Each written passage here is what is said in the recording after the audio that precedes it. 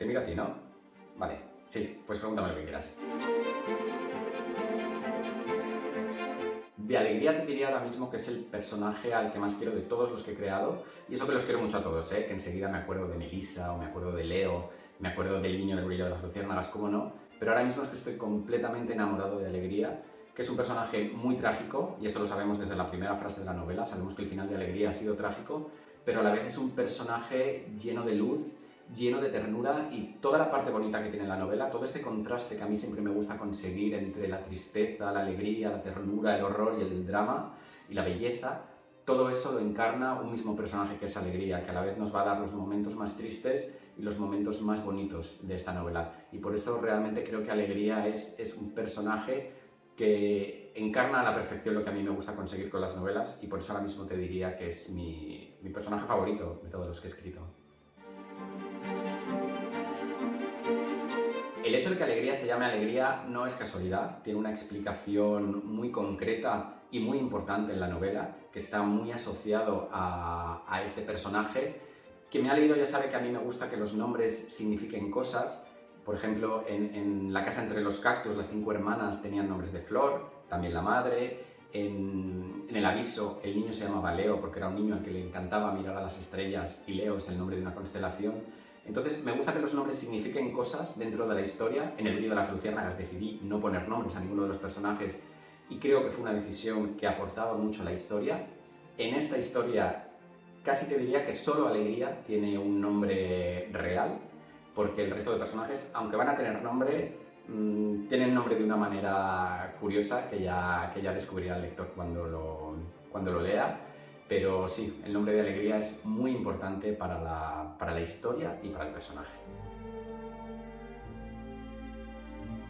La metamorfosis infinita nos la cuenta en primera persona la madre de Alegría, y esto ha convertido la novela en lo que es, en el fondo, porque si yo hubiera contado esta historia de otra manera, la novela no sería lo que es. Y esto es una decisión que tomé al principio, porque yo quería meterme en la mente de esta mujer completamente desgarrada y destrozada por el dolor, que es una cosa que quería explorar, porque a veces me pregunto, cuando escuchamos sobre crímenes terribles, siempre me pregunto, pero ¿cómo se supera esto? ¿Cómo puedes llegar a aceptar, a entender o a superar que te han arrebatado a tu hija de una manera injusta y atroz y salvaje? Entonces quise explorar ese sentimiento, y por eso la novela tiene una voz completamente desgarrada, que habla mucho de angustia, de rabia, de dolor, pero a la vez también me permitió que al hablar de alegría, hable desde el amor más profundo de una madre hacia su hija, y que sea ella quien nos describa a su hija de una manera que la verdad resulta preciosa. Y suelo decir que siento que esta novela no la he escrito yo, y es que es verdad, hubo un momento en que sentí que no era yo el que escribía, sino que esta mujer hablaba a través de mí y escribió esto sobre su dolor, sobre su deseo de venganza, pero también sobre el amor que sentía hacia su hija.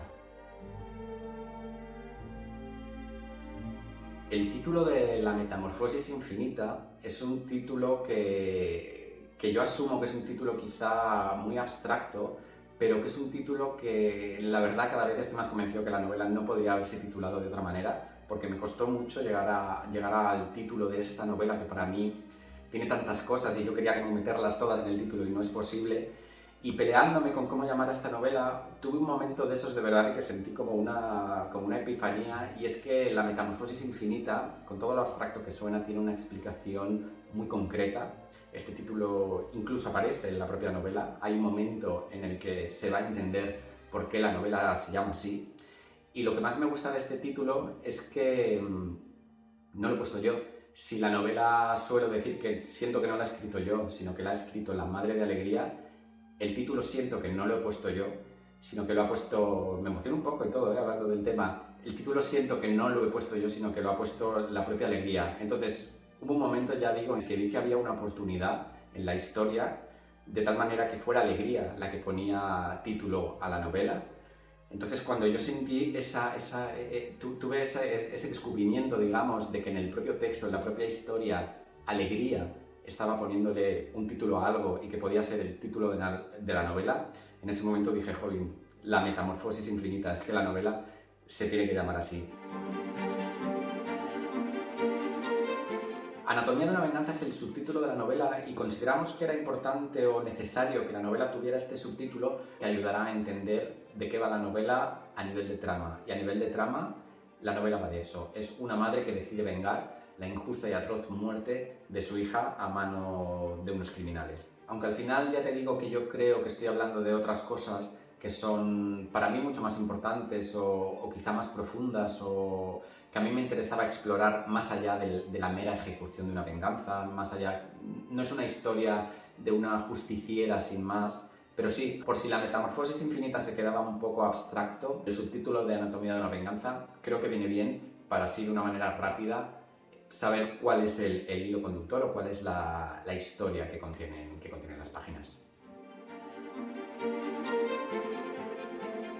Con el tema del género te diré la verdad, yo empiezo a tener un poco de conflicto porque siento que a no ser que tu novela responda a los estándares de un género, el hecho de etiquetar solo con una etiqueta a una novela que quizá tiene mucho más y que mezcla diferentes géneros, que no es ni mejor ni peor, simplemente es una realidad, creo que poner solo una etiqueta puede venir mal, porque quien vaya buscando solo esa etiqueta a lo mejor se decepciona un poco al encontrar una historia que puede ser quizá un poco más pausada que un thriller habitual, como podía ser el caso de La casa entre los cactus.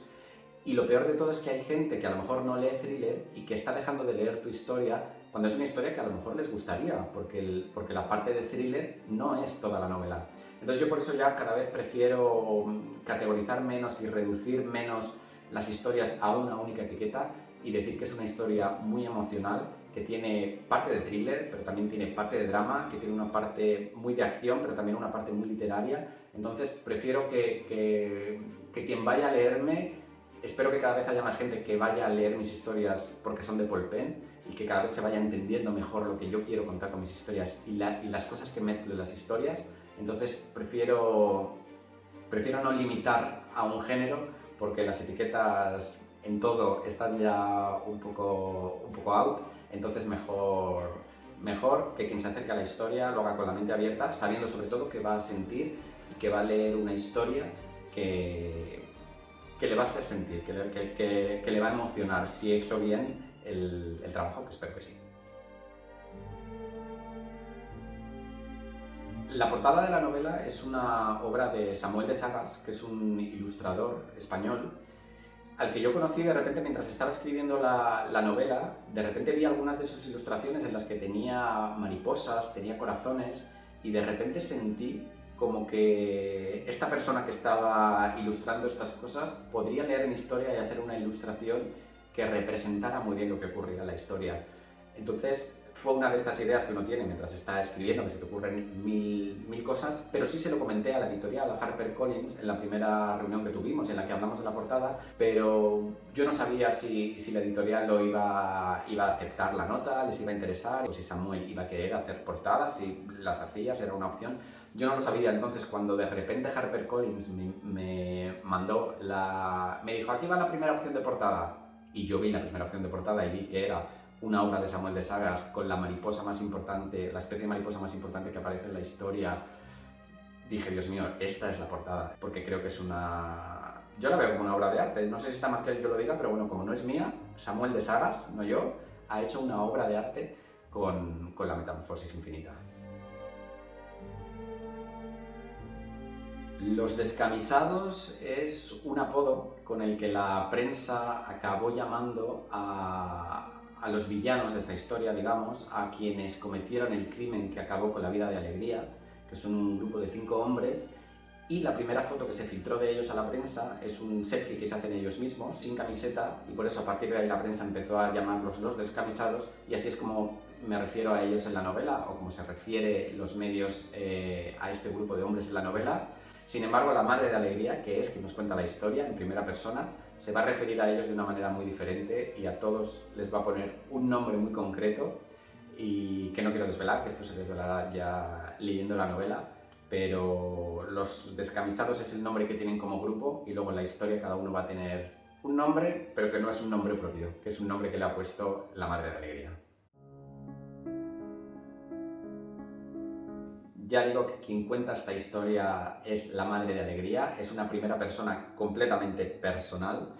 y es ella quien ha decidido poner nombres a los personajes de esta historia. y lógicamente a los asesinos de su hija no los va a llamar por su nombre real, sino que los va a llamar por otros nombres que ya se descubrirá al leer la novela, y a otros personajes que aparecen en la novela y que van a ayudar a la Madre de Alegría. No quiero contar mucho más, tampoco los va a llamar con sus nombres propios por un motivo muy concreto. Entonces es curioso que al final solo el nombre de Alegría es el verdadero nombre de los personajes de la novela. El resto no es como El brillo de las luciérnagas, donde nadie tenía nombre, porque ahí sí que no se mencionaba ningún nombre. Aquí sí que van a tener un nombre, pero es más bien un apodo, y eso hace que Alegría sea especial dentro de la historia, porque Alegría es el único personaje del que vamos a conocer el verdadero nombre.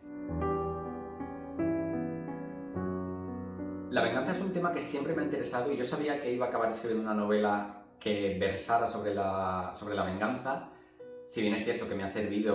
la trama de la venganza me ha servido para explorar otro montón de cosas que me resultan tan o más interesantes que la propia venganza, pero sí es verdad que la venganza es un sentimiento que me resulta muy curioso, porque es uno de esos sentimientos que yo creo que todos podemos entender, y es uno de estos sentimientos que van en contra de la propia civilización, del orden, y que son completamente inmoral. Pero por otro lado se entiende, porque ¿cómo no vas a entender a una madre a la que le han arrebatado a su hija de una forma completamente atroz? ¿Cómo no vas a entender que esa madre tenga el sentimiento de querer tomarse la justicia por su mano, sobre todo cuando siente que la sentencia a los criminales que han acabado con la vida de su hija no es justa? Me parece que es algo entendible y que me resultaba muy rico de explorar, y por eso yo sabía que iba a acabar haciendo una novela sobre la venganza, y al final ha sido esta, que aunque ya digo que la venganza es el hilo conductor o la base de la trama, en realidad al final he acabado hablando de cosas que son para mí mucho más importantes que la propia venganza. No creo que yo llevara a cabo una venganza como la que lleva a cabo la Madre de Alegría, igual que no haría muchas de las cosas que hacen mis personajes, que esto es algo que todavía me sorprende que ocurra, pero leo críticas y recibo mensajes de lectores que dicen que cómo puedo escribir esas barbaridades, que cómo puedo justificar esos actos, que cómo me puede parecer normal que algunos personajes hagan ciertas cosas. Y a ver, que yo no estoy de acuerdo con lo que hacen mis personajes. Eso sí, hago el ejercicio y me interesa mucho escribir sobre esos sentimientos, que a nada que te pongas a explorarlos puedes llegar a entenderlo, porque casi nadie hace el mal por el puro disfrute de hacer el mal, sino que en general la gente hace el mal porque para ellos están haciendo el bien, solo que significa el mal para otras personas. Entonces, eso me parece muy interesante, y eso es lo que yo exploro y sobre lo que yo escribo. Pero el mal lo están haciendo mis personajes, y el hecho de que yo intente que el lector empatice con ellos no quiere decir ni que yo hiciera lo mismo en la vida real, por supuesto, ni que esté siquiera de acuerdo, pero un escritor tiene que entrar en... Eso sí, no me pongo cortapisas. Una vez que mis personajes han traspasado las fronteras, yo voy con ellos y estoy con ellos hasta el final.